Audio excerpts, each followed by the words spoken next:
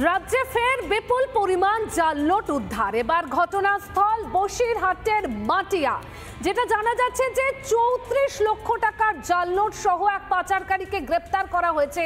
এই ঘটনার সঙ্গে কি বাংলাদেশের কোনো যোগ রয়েছে? তদন্ত শুরু করেছে পুলিশ।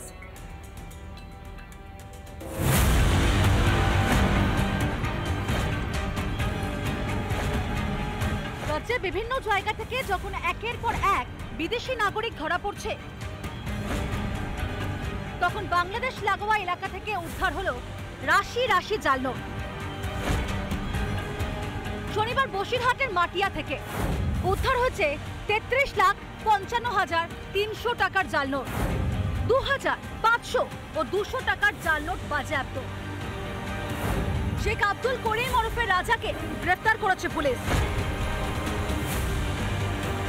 এই বাড়িটার ভেতর থেকে আব্দুল করিম ওরফে রাজাকে বেশ কিছুক্ষণ জিজ্ঞাসাবাদ করার পর তারপরে তার বাড়ির সামনে থেকে যে রান্নাঘরটা রয়েছে সেই রান্নাঘরের ভিতরে থেকে প্রায় আনুমানিক 34 লক্ষ টাকা জাল নোট উদ্ধার করে। এখানে প্রিন্টার ছিল না, শুধু পেপার আর কারেন্সি আমরা পেয়েছি। ওখানে কোথায় প্রিপেয়ার করতো এখনো আমরা।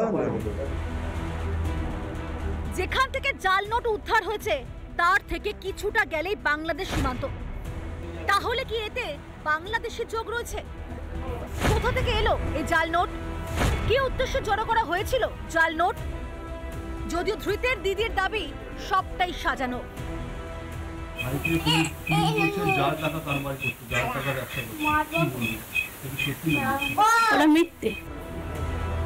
এদিকে জাল নোট উদ্ধার হতে তাল ঢোকাঢুকি শুরু হয়েছে তৃণমূল আর বিজেপি। জালিয়াতিদের রাজত্ব চলছে পশ্চিমবঙ্গে। শাসক যোগের সূত্র দিয়ে বহু মানুষ এই জালিয়াতির ব্যবসা পশ্চিমবঙ্গে জারি রেখেছেন। এর সাথে আমাদের দলের কোনো যোগাযোগ নেই। বিরোধীরা বাজারে টিকে থাকার জন্য, মিডিয়া গরম করার জন্য এই সমস্ত কথা বলছে। এখানে এই ঘটনার সঙ্গে বাংলাদেশ দেশের কোনো যোগাযোগ রয়েছে কিনা তা নিয়ে কিন্তু তদন্ত শুরু করেছে। এই পাশাপাশি আব্দুল করিমের পাশাপাশি এই এলাকা থেকে আরও 3 জনকে পুলিশ আটক করেছে। বসিরহাটের মাটিয়া থেকে ক্যামেরায় অরিন্দম হরির সাথে অর্ণব মৈত্র, রিপাবলিক বাংলা। চন্দননগর থেকে পাকিস্তানি নাগরিক গ্রেপ্তার হতে এলাকা জুড়ে চাঞ্চল্য। এলাকাদের একাংশ রীতিমতন আতঙ্কিত। যদিও পরিবার দাবি করছে অবিলম্বে মুক্তি দিয়ে নাগরিকত্ব দেওয়া হোক, তবে বিজেপির আশ্বাস কোনো অবৈধ অনুপ্রবেশকারীর ঠাঁই নেই এদেশে।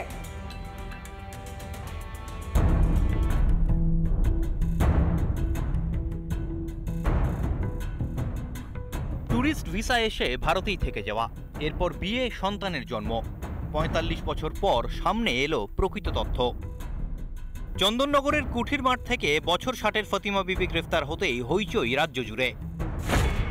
1980-তে বাবার সঙ্গে পাকিস্তানের রাওয়ালপিন্ডি থেকে ভারতে আসেন ফাতেমা বিবি। 2 বছর পর বিয়ে হয় চন্দননগরের এক বেকারি মালিকের সঙ্গে।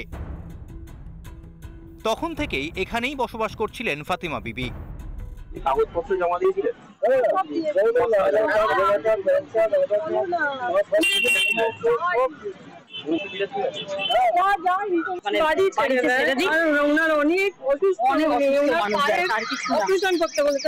আর কিছু নয়, আমরা রিজেন্ট ডাক্তার দেখিয়েছি, তাকে যেন ছেড়ে দেওয়া হয়, আর কিছু বলতে চাই না।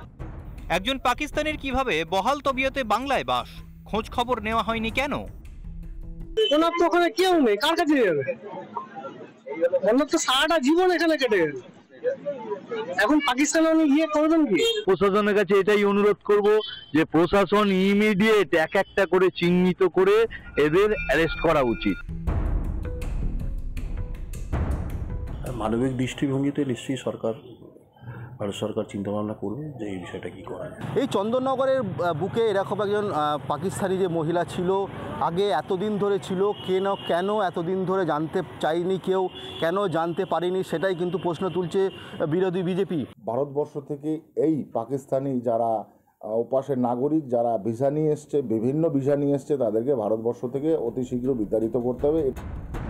আদালতের নির্দেশে 14 দিনের জেল হেফাজতে রয়েছেন ফাতেমা বিবি। কি হবে তার ভবিষ্যৎ? পাকিস্তানে কি ফেরত পাঠানো হবে? সুজিত গৌর, টিটপ বিশ্বাসের রিপোর্ট, রিপাবলিক বাংলা। নানা ধরনের কন্টেন্ট দেখার জন্য লাইক করুন, শেয়ার করুন আমাদের ফেসবুক পেজ, সাবস্ক্রাইব করুন আমাদের ইউটিউব চ্যানেল।